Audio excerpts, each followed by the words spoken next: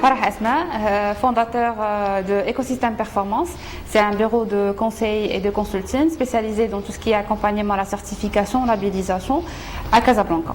On est basé à Casa, on vient d'ouvrir une antenne à Tanger pour être près de l'industriel et aujourd'hui on a aussi une présence à l'international, principalement en Afrique, avec une antenne au Sénégal, dans le même business, certification, avec une perspective d'être dans plusieurs antennes en Afrique.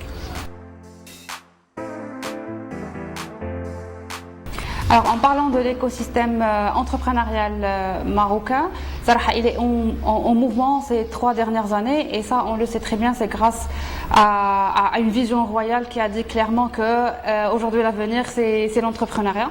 Alhamdulillah, il y a beaucoup d'initiatives, soit au niveau des secteurs privés ou le secteur public, à savoir Technopark ou là, les cités d'université entrepreneuriales, qui aujourd'hui ils essaient d'intégrer cette vision d'entreprendre, mais après avoir son diplôme, mais on voit aussi ces initiatives qui commencent à l'université et même après l'université qui aident un peu les jeunes à bas âge de les accompagner de l'idée jusqu'à la réalisation et on trouve même des initiatives qui accompagnent l'entreprise jusqu'à le go-to-market et réussir son business sur le long terme.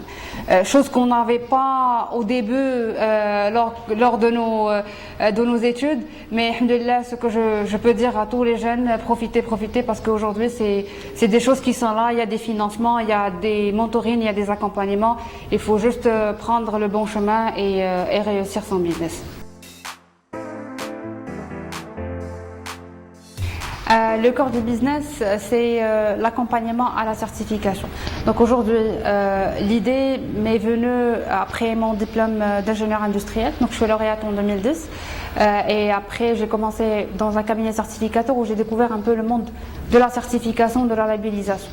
Mais l'idée c'est qu'aujourd'hui beaucoup d'entreprises, pas les grands comptes, mais il y a des petites entreprises, des petites TPE qui aujourd'hui ont besoin d'un accompagnement parce que s'ils veulent travailler avec un grand compte ou ils veulent travailler avec, je dirais, l'OCP ou là des clients qui sont très exigeants, ils ont besoin d'une labellisation, de certification, sinon c'est un marché perdu.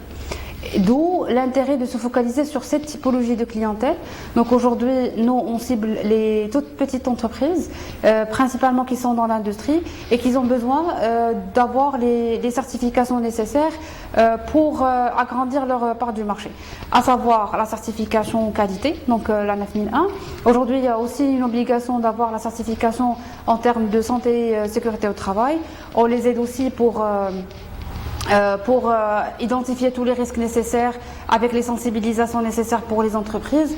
On a fait un grand travail lors du démarrage après la pandémie Covid parce qu'on avait beaucoup de marchés aussi pour accompagner les entreprises industrielles à la reprise pour rester conformes aux obligations du Covid, du plan de continuité d'activité à la sensibilisation aux scénarios d'urgence, aux situations d'urgence. Donc voilà, donc c'est plus l'accompagnement à la certification. Dernièrement aussi, on a été sollicité par les coopératives qui eux aussi pour vendre, pour exporter, ils ont besoin de l'agrément ONSA, ils ont besoin de la CCE, ils ont besoin aussi d'un certain nombre de certifications pour pouvoir exporter. On accompagne aussi les industriels qui sont dans tout ce qui est dispositifs médicaux, parce qu'aujourd'hui, avec les nouvelles réglementations de la direction de la pharmacie, il y a un certain nombre d'obligations, soit pour être certifié 13485 ou pour le monde de la cosmétique aussi. Donc l'idée, en gros, c'est être à l'appui de la toute petite entreprise pour être conforme aux obligations normatives et qui va, bien sûr, avec ces certifications, va leur permettre un peu d'agrandir leur part du marché. Les difficultés qu'aujourd'hui j'ai eues pour se lancer dans l'entrepreneuriat, c'est principalement sortir de cette zone de confort parce que j'ai passé le salariat. Donc qu'est-ce qu'on dit que la stabilité, il te dit ok, je vais sortir, est-ce que ça va réussir, ça va pas réussir. Donc ça c'est une première difficulté, et alhamdoulilah c'est grâce à la confiance en soi et le fait de ne pas tourner marche arrière, et il faut se dire aujourd'hui j'ai les capacités pour. Donc j'ai eu 3-4 ans d'existence sur le marché de l'expertise, c'est le temps, si ça marche, ça marche, si ça marche pas, là on va revenir là où on était. La deuxième difficulté aujourd'hui aussi, c'est l'environnement, et c'est l'environnement familial. Parce que moi, je suis issue d'une famille qui aujourd'hui, il faut travailler un bon salaire et c'est bon. علاش غتخرج من هذاك le confort. يعني ما كانش واحد l'accompagnement pour dire ok, on est là pour t'accompagner. Ils vont pas dire non, ils n'ont pas dit non, mais ils ont dit ok, assume tes responsabilités. Parce qu'au-delà que c'est une famille d'origine du Sud, mais aussi je suis issue d'une famille 100% militaire. Donc c'est organisationnel strict. Tu assumes tes responsabilités, ne reviens pas pour nous dire que ça n'a pas marché. Mais alhamdoulilah, avec un bon networking, parce qu'à partir de 2014, j'ai eu à être très actif sur le monde associatif. J'étais présidente de plusieurs associations qui militaient pour l'accompagnement entrepreneurial, et j'avais commencé à avoir cette connaissance sur le marché. La connaissance sur le marché m'a aidé à au moins avoir les premiers clients et avoir une première confiance, une première référence pour continuer et être aujourd'hui ce que je suis. Et je sais que le chemin est encore là pour réussir plus de business sur le marché de certification.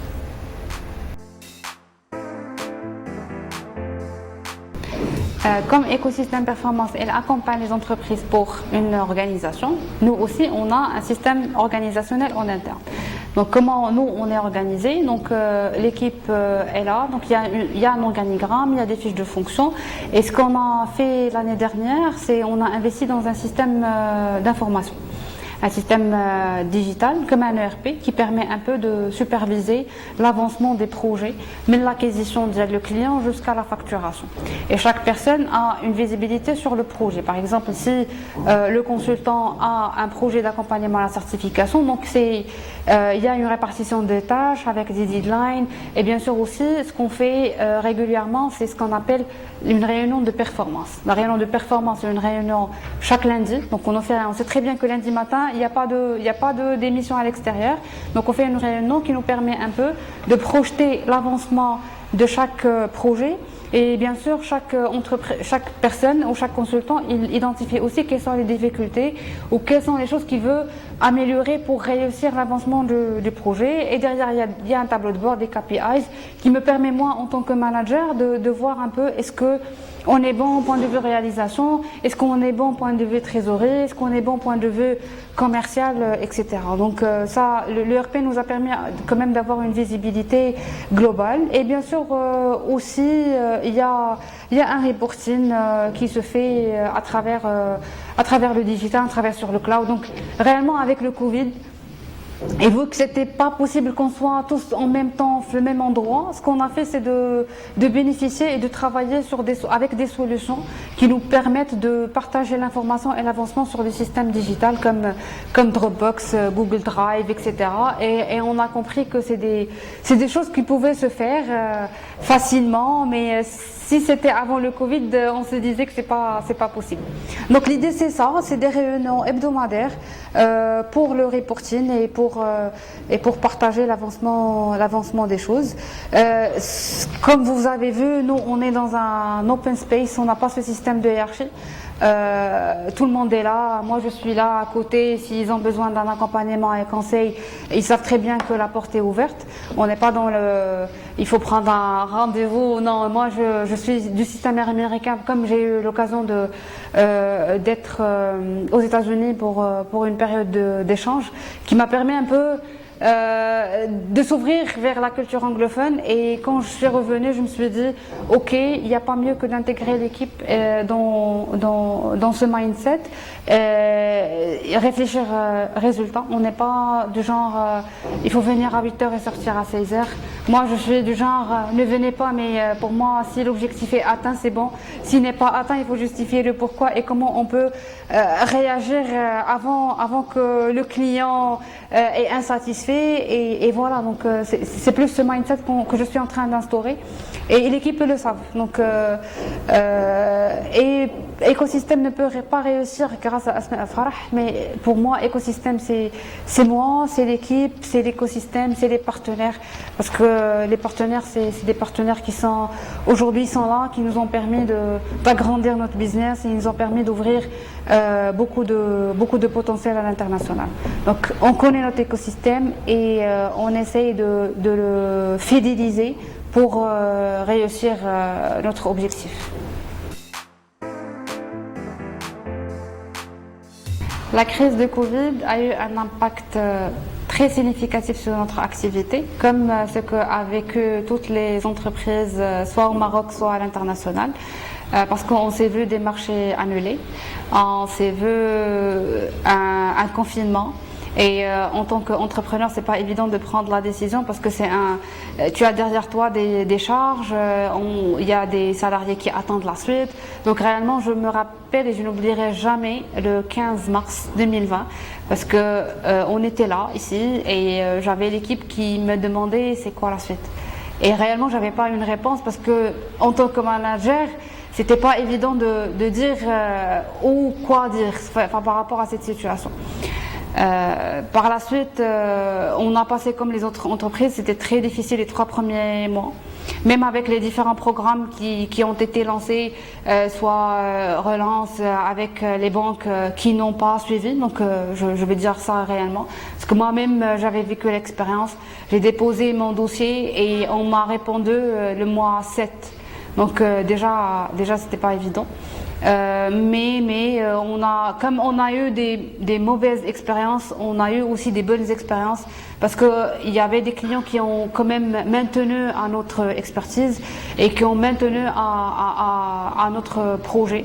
Et pas à pas, on a réussi à reprendre la vie à partir du mois de septembre.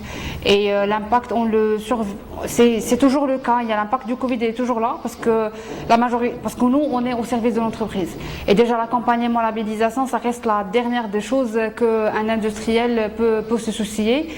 Mais ce qui nous a aidé le plus, c'est il y avait pas mal d'initiatives.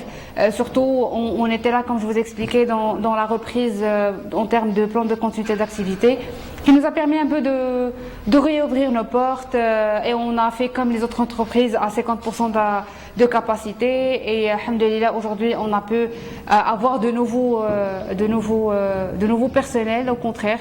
Et on essaie de persévérer pour réussir et rester vivant. Voilà. Les perspectives d'évolution d'écosystème performance, c'est aujourd'hui être la référence en termes d'accompagnement à la certification, à la labellisation pour les toutes petites entreprises et coopératives qui sont en plein lancement et qui veulent agrandir leur business. Aujourd'hui, on est à Casa, on ouvre une antenne à Tanger prochainement. Pour être très près des industriels et pour être près aussi de l'expansion et de l'accélération industrielle que reconnaît pas que la région de Tanger mais toute la région du Nord. Par la suite, on cible un positionnement au niveau du sud du Maroc, principalement à Dakhla. Comme aujourd'hui, il y a un développement du secteur et du tissu entrepreneurial au niveau de la région du Sud. Et comme on est aussi présent à l'international en Afrique, développer aussi cette synergie marocaine-africaine pour le monde de l'accompagnement à la certification, à la labellisation. Et pourquoi pas tisser des relations d'export avec les entreprises que nous accompagnons ici et les entreprises que nous accompagnons aussi en Afrique. Si aujourd'hui j'ai un conseil à partager pour les jeunes qui veulent se lancer dans l'entrepreneuriat, je peux dire qu'une seule chose, c'est le moment ou jamais de le faire. Pourquoi? Parce qu'aujourd'hui déjà l'écosystème entrepreneurial est en mouvement, ça vous permet de bénéficier du mentoring, du financement, mais le plus important c'est d'avoir une bonne idée, parce que c'est pas du jour au lendemain on va dire ah je vais entreprendre. Aujourd'hui il faut avoir une bonne idée projet, une idée projet qui est très bien réfléchie, très bien étudiée.